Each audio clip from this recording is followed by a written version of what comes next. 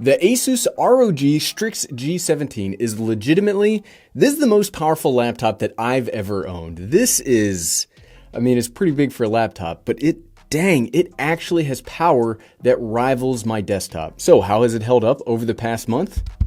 Let's find out. Just imagine that it's slamming down. I can't actually slam it down, it's gonna hit the microphone. And while we're finding out, I'd like to thank today's sponsor, Squarespace. What's up, everyone? I'm the Everyday Dad, and if I can figure it out, you can figure it out. This, I just cannot say it enough times. This computer is phenomenally powerful. Like Aladdin Genie phenomenal cosmic power kind of a way. It is a 17-inch gaming laptop, so it should have some power, right? Like that shouldn't come as any surprise about how powerful this thing can actually be. As this is a follow-up video, reminders that this will be refinements of my thoughts over the past month. I feel like it's hard, we mentioned this last time, but it's hard to call anything a definitive review because of how easy it is to have a computer, phone, tablet. These devices can be wholly changed with one software or one firmware update. So I like to do these impressions in progress, than never really calling a topic complete, because it's never, ever, ever complete. Welcome to YouTube. Though if you didn't watch that previous video on the G17, let's quickly talk about the price, specs, and ordering options, which you only get one, so that makes it very easy. The ASUS G17 is one of the first laptops with the new Ryzen 9 5000 series of mobile processors. This bad boy comes with one of the most powerful laptop processors that I've ever seen with the 5900HX. That is an 8-core monster of a CPU. You'll also get 16 gigabytes of DDR4 memory, a 1 terabyte solid-state drive, and the NVIDIA RTX 3070 graphics card. And you get all of this for $1,799. Now, that's not a cheap laptop by any stretch of the imagination, but holy geez, do I think that this is value for dollar right here. Back to the actual laptop though. Let's hop through my refined thoughts on what I've liked and what I've disliked after having this in the old rotation for the past month. And it's hard to talk about anything about a computer like this without the first thing that I like being the power. The power on this thing is unreal. I don't think it's hyperbole to say that this thing rivals my actual desktop PC for speed and power. And when I talk about my desktop PC in this video, I have a custom built one that I made with a Ryzen 3900X, 64 gigabytes of memory, and an NVIDIA 2080 Super, because 3080 and 3090 cards are a miss, and they're not actual products that you can go out and buy. Change my mind on that one. This laptop comes real close to matching that. I'm pointing back there because it's through that wall. If we were to dig a hole right through that wall, it would be right there. I like that this newest version of the Ryzen processors are using 7nm manufacturing technology. While no, that doesn't necessarily mean by itself that the processors will be more powerful. It does mean that you can fit more transistors in the same space to get more power and more efficiency out of your system here. And I know that's not exactly how it works, but today we're not going to get into a huge technical nerd discussion about processor fabrication. I'm sorry, that's not what this video is about. I'm sure there's other videos out there that you can talk about. The smaller that number, the more advanced the kind of processor you have. So suffice to say, with this new development, AMD has made some real strides in power that I don't think Intel is going to be able to catch up in this generation. They could in the future, anything's possible, but this generation, While I don't normally love using or running benchmarks, I did want to point out that in Cinebench R23 multi-core performance test, the only processors to beat the 5900HX were the Threadrippers and 24-core Intel Xeon processors. Just spoilers, if you don't know how much processors cost, the processors that beat this machine cost more than this whole laptop by itself. So yeah, that's pretty good. It's no slouch in single-core performance either, almost matching the 11th gen Intel i7, which, like I say here an awful lot on the channel, Intel only really has single-core performance going for it anymore. So if a computer can basically match that and crush it in multi-core performance, I'm pretty sure that's the computer I'll pick. I like processors that can do more than just be a one-trick pony. So what, man. This thing has a fantastic processor. But what's great about this is it's not only the processor that does well here. Graphically, this thing also exceeds all of my expectations for a laptop. The most strenuous thing that I use a computer for is 4K video editing. I do it all the time. We got to make these videos, right? This is the process that I use. And my PC editor of choice, Davinci Resolve, is hugely dependent on the graphics card that you have installed. Well, let me tell you, fam. Let me tell you, when rendering the files, this thing rolls at a sustained over 70 frames per second. That's no kidding.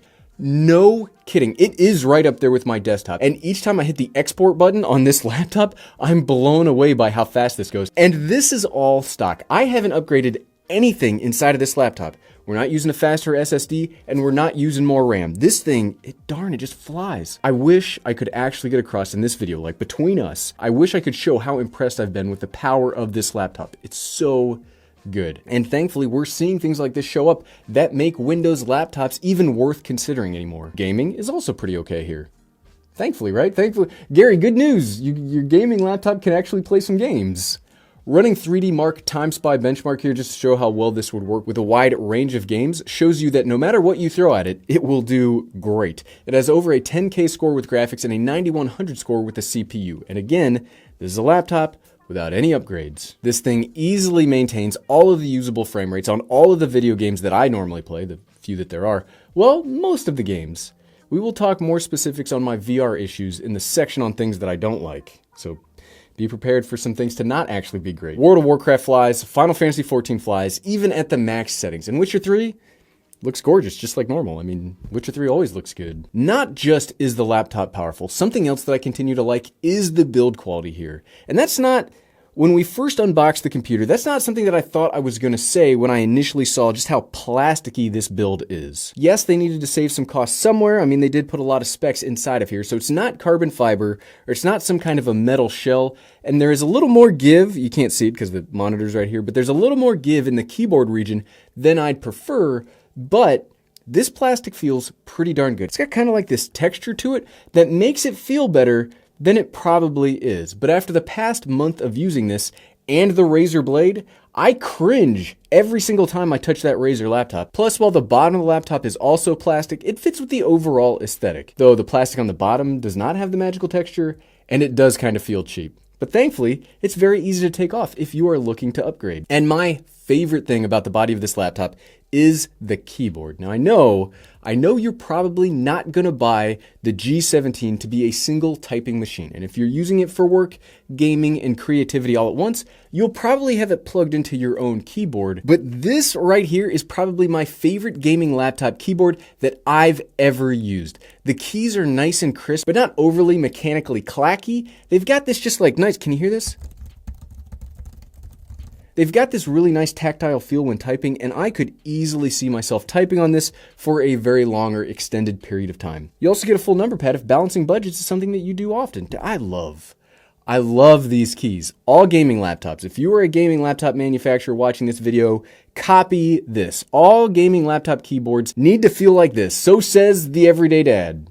Not a everyday dad, the everyday dad said it. The trackpad, okay, the trackpad's not terrible, but it's also not as nice as the keyboard. Not only is the front of the laptop awesome, but another thing that I continue to love is the smart placement of the I/O, and you can see that all from right here. Most laptops have their ports placed on the sides, which yes, it's fine, and we're all used to that because that's what most laptops do, but it can make it awkward when trying to plug things in from different sides, or if you are trying to keep some semblance of cable management going through the back of your desk, because you can't see it here, but even this desk with its cable management is directly in the back. But when I say you, I definitely mean your desk and not my desk, as my cable management is the thing of internet nightmares. Don't look at these pictures. The G17 has most of its main ports going out the back, with HDMI, USB-C, power, USB-A, and Ethernet all right here. I really like that. But if you do need some more traditional laptop plugins, they also have two USB-A on the side over here. That makes it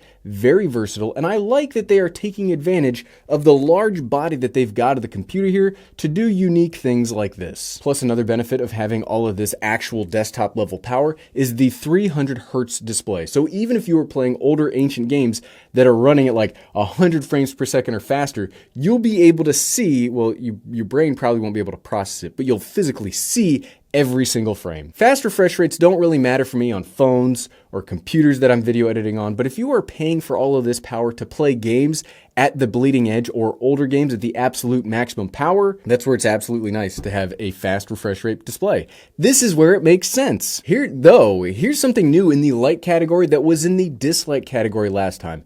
and I'm not exactly sure how that happened, but the fan noise here is much better. I did have a BIOS update in the past month, so maybe they changed fan speed settings, or I don't know, frequencies? However it happened, when I first started using the G17, it had this really high-pitched whine to the fan noise that was very unpleasant. And while the fan noise was never overly loud, it really sucked. Like, that high pitch was distracting enough that I didn't really want to use this laptop. It was uncomfortable over extended periods of time. In a nice change of events though, when running all the benchmarks and gaming tests for this specific video, yes, the fan noise was present, but it took a surprising amount of time to kick on during the Cinebench run, which, you know, when you run those tests, it normally maxes out the fans. And when playing games, the fans do kick on, but it's much more forgivable. And because of that higher pitch whine characteristic is gone, oh, it's so much better. We've had some good times here, but it's not all good. I do have some serious problems with the laptop that has kept this from being more usable to me. And the main problem is that it basically does not work with my VR setup. Personally, I use an Oculus Quest 2 plugged into my computer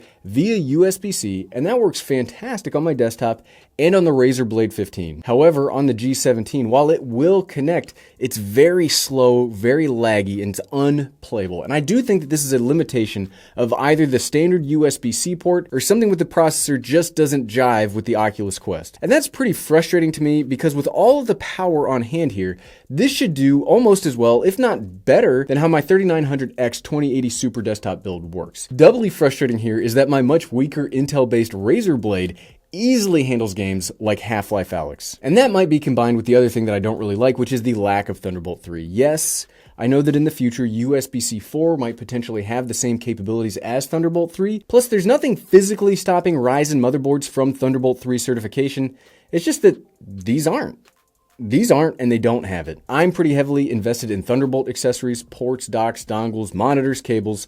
Most of the things that I own are Thunderbolt, so it affects me more that this doesn't have it. But if you don't, or aren't as specialized in what your ecosystem is comprised of, this will be less of an issue, but dang, it sucks. It sucks, and I'm pretty sure it's the slower USB-C port that is causing my VR issues. I can't prove it, but that would strongly be my guess, because like I said, this computer has more power than other computers I have that work just fine with my VR rig. Heck, my 2019 9th gen Intel Dell G15 gaming laptop was able to run Half-Life Alyx well enough for my very first playthrough, so I don't know what this thing's problem is, so hopefully a new update will be able to fix this in some way, shape, or form in the future. But at the end of the day, so what, right? 1 month later, would I recommend the ASUS ROG Strix G17? I feel like to give this recommendation, it comes in answer to a few separate questions. So here are the 2 cases that I would recommend this laptop for. If you need desktop level power that you can just pick up and take with you anywhere,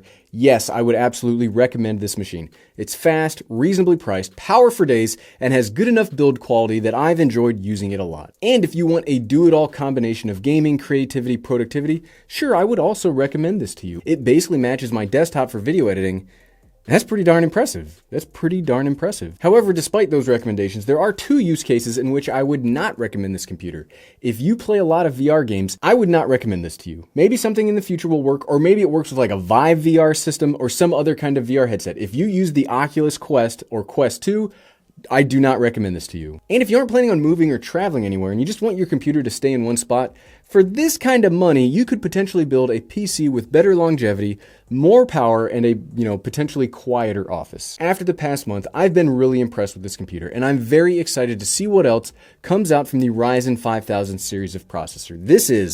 These chips are absolutely the brightest spot in the Windows ecosystem this year. AMD is doing some incredible stuff, and it looks so much better, like a much safer bet to buy an AMD processor than Intel, at least in 2021. Thanks to today's sponsor, Squarespace, you can create your own very beautiful website. Squarespace is the all-in-one platform to build a professional website, online store, or portfolio. It's so easy to claim a domain/URL, create a custom site that matches your style, and brings your ideas to life. Head on over to squarespace.com for a free trial, and when you're ready to launch, head on over to squarespace.com/everydaydad to save 10% off your first purchase of a website or domain. And thank you for watching.